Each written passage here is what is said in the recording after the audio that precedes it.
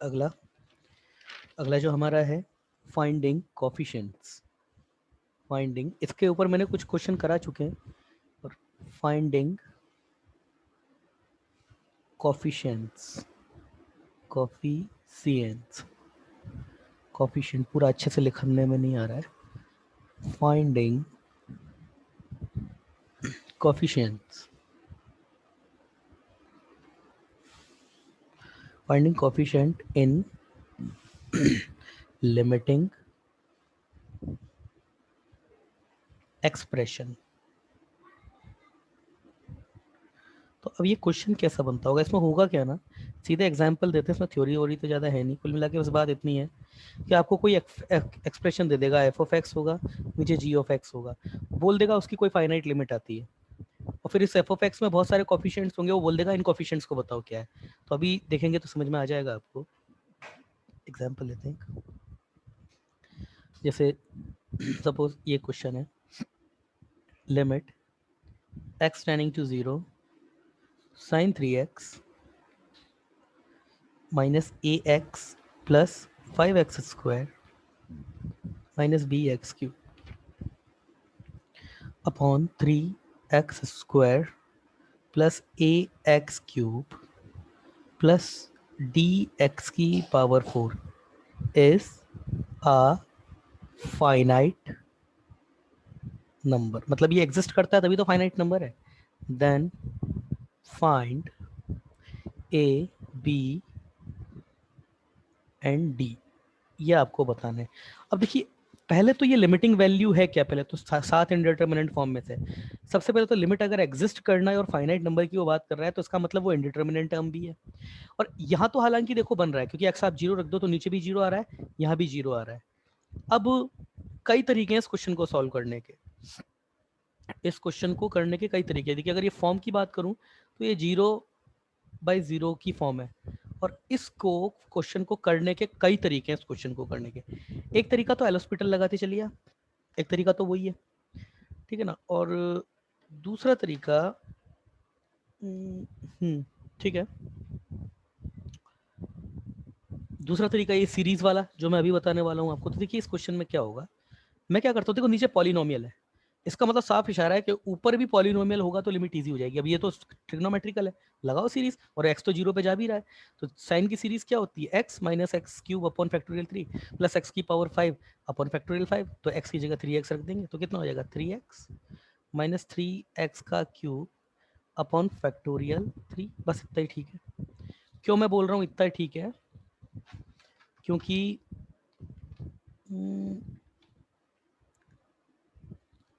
वैसे स्क्वायर तक भी बहुत ही हो जाता। क्यों मैंने बोला इतना बहुत है, देखिए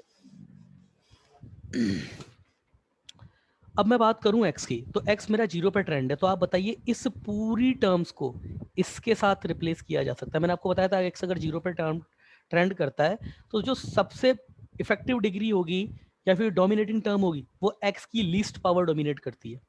और अगर x आपका इनफाइनाइट पे ट्रेंड करता है तो x की मैक्सिमम पावर जो है तो वो डोमिनेट करती है। x जीरो पे ट्रेंड कर रहा है, तो ये अगर मैं इसको केवल इन दोनों की जगह अगर 3x स्क्वायर भी ले दूं तो भी जो है मेरा आंसर जो है वो आ जाएगा। या फिर इसको दूसरे तरीके से देखें तो कम से कम ऊपर से एक्स स्क्वायर कॉमन आना चाहिए।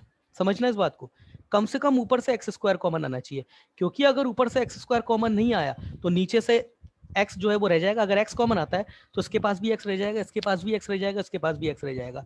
तो फिर इसके लिमिटिंग वैल्यू जो है वो फाइनाइट नंबर। देखिए फाइनाइट नंबर का बहुत बड़ा मतलब है यहाँ पे। फाइनाइट नंबर का मतलब क्या है कि आपकी जो लिमिटिंग वैल्यू है वो इनफाइनाइट नहीं है, ना ही नेगेटिव इनफाइनाइट है, कोई ना कोई एक पर्टिकुलर नंबर आ रहा है। और वो पर्टिकुलर नंबर कब आएगा, जब डिनोमिनेटर से जीरो खत्म हो जाए। और तो कोई तरीका नहीं है। तो डिनोमिनेटर से जीरो खत्म करने के लिए कम से कम ऊपर से एक्स स्क्वायर तो कॉमन आना चाहिए।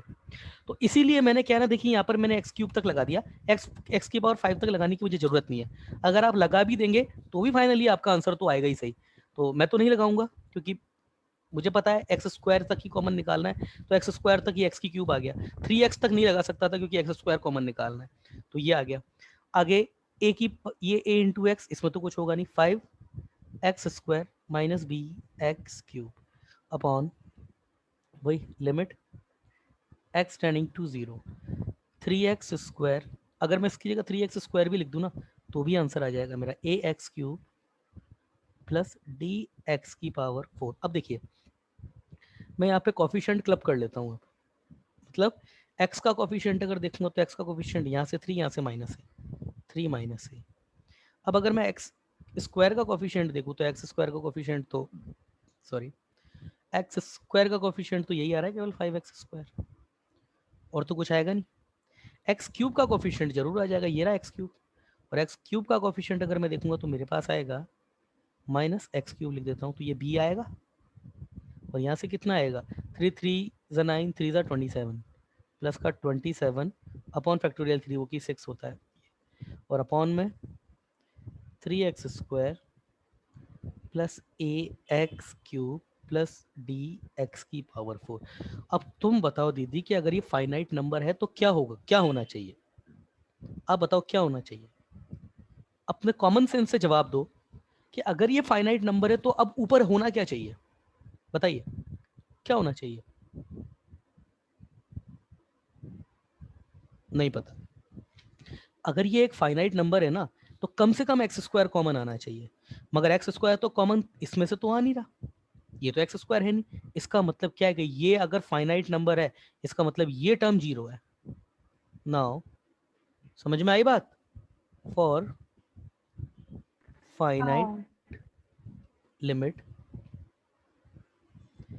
3 माइनस ए, इसको जीरो होना ही पड़ेगा, अदरवाइज फाइनाइट नंबर आ ही नहीं सकता। बस अब 3 माइनस ए जीरो हो जाए, उसके बाद कुछ भी ना हो, सब कुछ चलेगा। तो ए तो मेरे पास आ गया 3। अब देखिए मैं बात करूं बी और डी की, तो अब जब ये मेरे पास जीरो आ ही चुका है तो एक्स स्क्वायर तो मेरे पास कॉमन आ गया ना। अब मुझे क्या मतलब है बी कुछ भी हो यहाँ पे, उसके पास तो एक्स एक्स स्क्वायर तो कैंसिल हो गया ऊपर नीचे से, तो नीचे 3 कांस्टेंट आ गया, ऊपर 5 आ गया। अब अगर ये जीरो की तरफ अगर एक्सटेंड भी कर जाए तो ये अगर एक्स स्क्वायर कॉमन भी लेता हूँ, इसके पास एक्स बचेगा, तो बी कुछ भी हो वो जाना तो जीरो में, सिमिलरली डी भी कुछ भी हो जाना वो जीरो में। तो इसका मतलब क्या है, इसका मतलब क्या है, एंड बी और डी कुछ भी हो उसका फर्क ही नहीं पड़ता है, आर कोई फर्क नहीं पड़ता उससे। अब इस क्वेश्चन में एक चीज और पूछ सकता है, also find the limiting value, limiting value भी पूछ सकता है वो वैल्यू। अब लिमिटिंग वैल्यू अगर पूछता है इस क्वेश्चन में तो ऐसा नहीं दोबारा से इस क्वेश्चन को कर रहे हो, नहीं ज्यादा दोबारा नहीं करना है। तो अब क्या करना है ना, आपको इतना तो पता पड़ चुका है कि ऐसा नहीं है कि एक ही जगह यहाँ 3 रखोगे फिर पूरा सॉल्व करोगे, नहीं करना है। आपको सीधा पता पड़ चुका है A3 है तो ये खत्म हो गई टर्म, बाकी की जो टर्म जो है बच गई है वो लिख दो। That means limit x tending to zero, बाकी की जो टर्म मेरे पास बची है लिख देता हूँ। नाउ टू, ओहो क्या हो गई,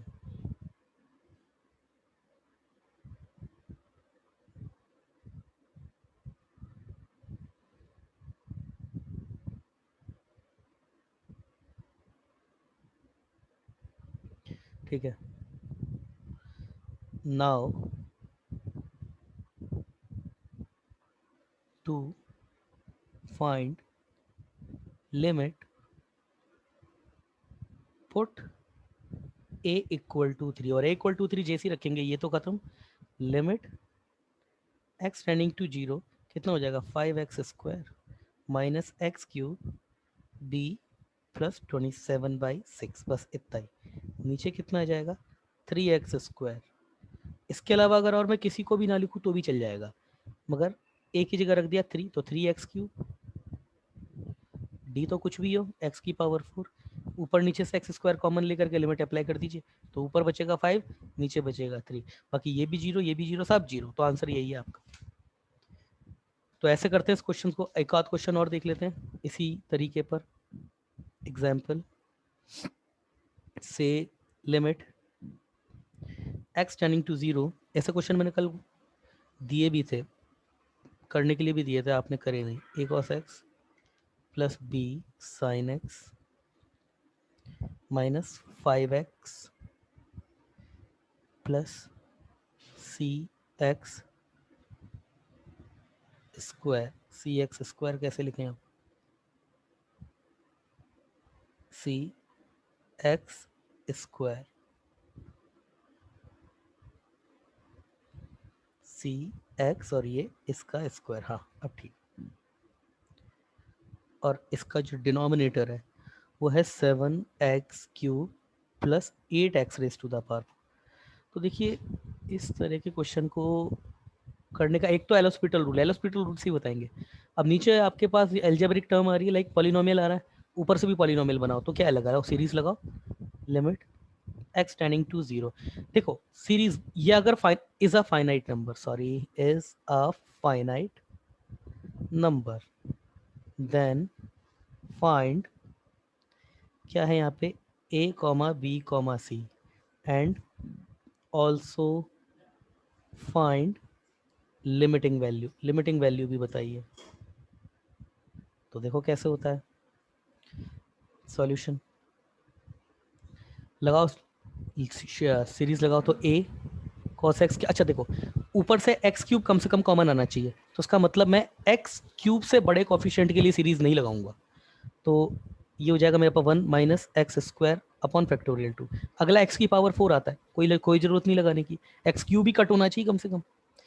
यहाँ b ये हो जाएगा x minus x³ upon factorial 3 हो गया, ये minus 5x plus c x square upon, अच्छा न्यूमरेटर में तो अगर मैं केवल 7x³ भी लिख दूंगा ना तो भी आ जाएगा आंसर, क्योंकि 8x की पावर 4 से कोई लेना देना ही नहीं है लिमिट की, जहां से x³ कॉमन आया वैसी लिमिटिंग वैल्यू आ जाएगी। तो मेरे पास सबसे पहले कांस्टेंट टर्म लिखता हूँ, तो कांस्टेंट टर्म तो ओनली 4 है, और ये मेरे पास माइनस ए आएगी यहाँ से, सॉरी 4 माइनस ए। अब लिखता हूँ मैं x की टर्म, केवल x की टर्म लूंगा तो x कॉमन, ये b इधर से -5। अब लिखता हूँ मैं एक्स स्क्वायर की टर्म, तो प्लस का एक्स स्क्वायर, ये माइनस प्लस का एक्स स्क्वायर हो जाएगा, और ये मेरे पास कितना आ जाएगा a/2, मतलब a बाई फैक्टोरियल 2 तो वो a/2 ही होता है, इधर से c, ये c आ गया। अब मैं x³ का कोफिशिएंट अगर बात करूं तो x³ का कोफिशिएंट तो मेरे पास ये केवल यही आएगा b, और तो कुछ है नहीं लाने के लिए, यहीं से ही आएगा x³ का कोफिशिएंट, तो -b। हाँ b/3 ये ले लो। तो दीदी क्या होगा, क्या होगा अब, लिमिट, देखो अगर इसकी लिमिट फाइनाइट है तो उसका मतलब कांस्टेंट टर्म को भी 0 होना ही पड़ेगा, x के कोफिशिएंट को भी 0 होना पड़ेगा, ये भी 0 होना पड़ेगा। यस, जैसे ही आप ये करेंगे, अदरवाइज फाइनाइट आ ही नहीं सकता ना।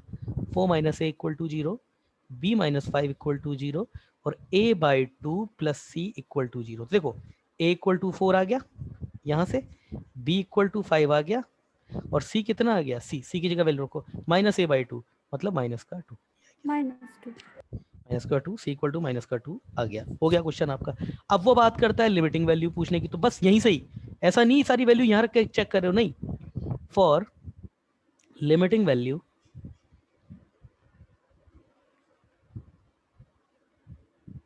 Put values of a, b, c, और जैसे ही करेंगे ये भी 0, ये भी 0, ये भी 0, केवल ये बचेगा b, तो ये हो जाएगा मेरे पास limit x tending to 0 minus b कितना है मेरे पास 5x³ upon factorial 3, 7x³ plus 8x raise to the power 4।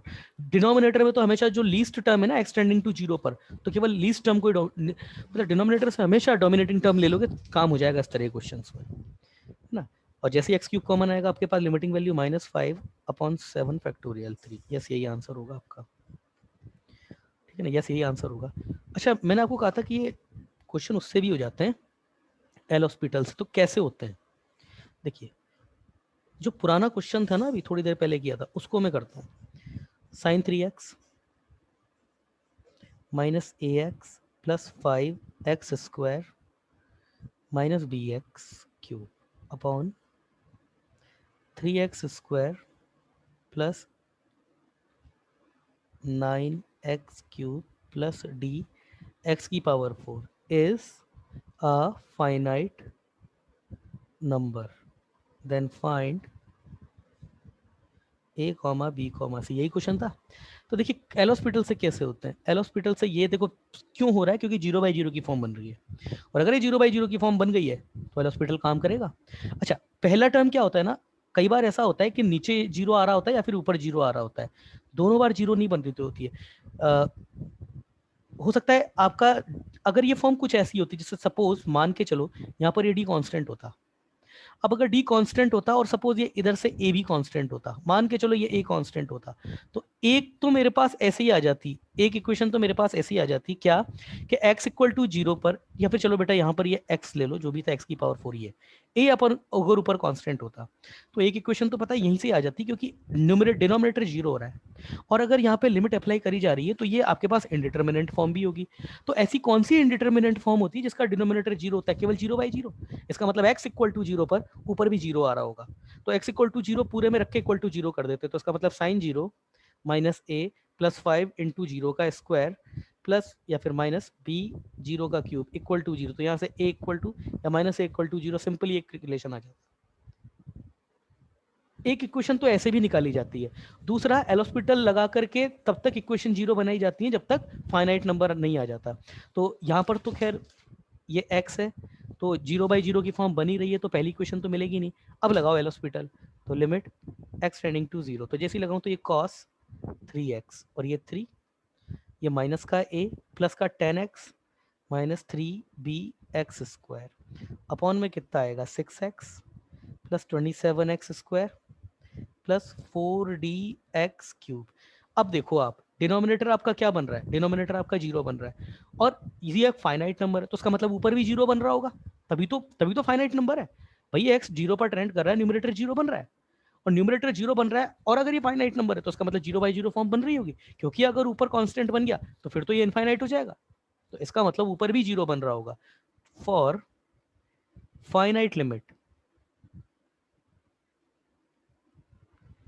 Numerator equal to 0 at x equal to 0, लगाओ कंडीशन, तो 3 cos 0 minus a plus 10 into 0 minus 3b into 0 equal to 0।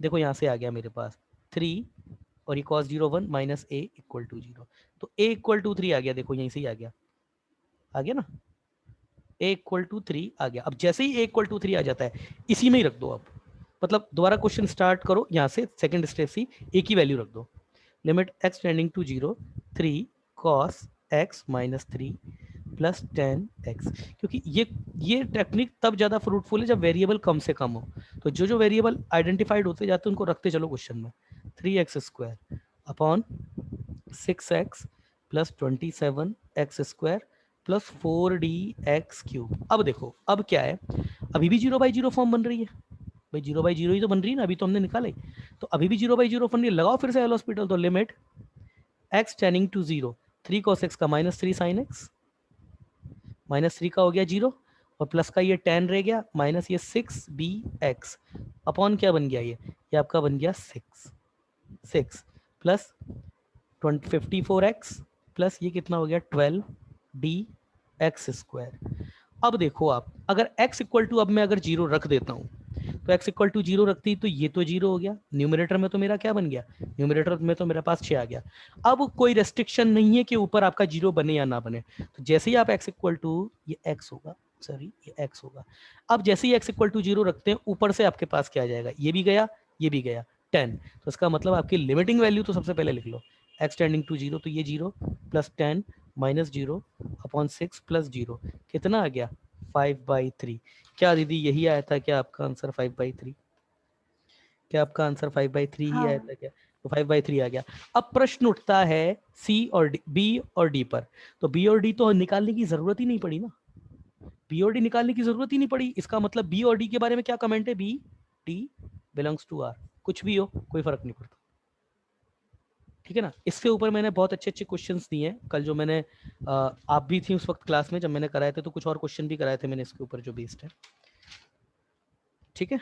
चलिए अगला।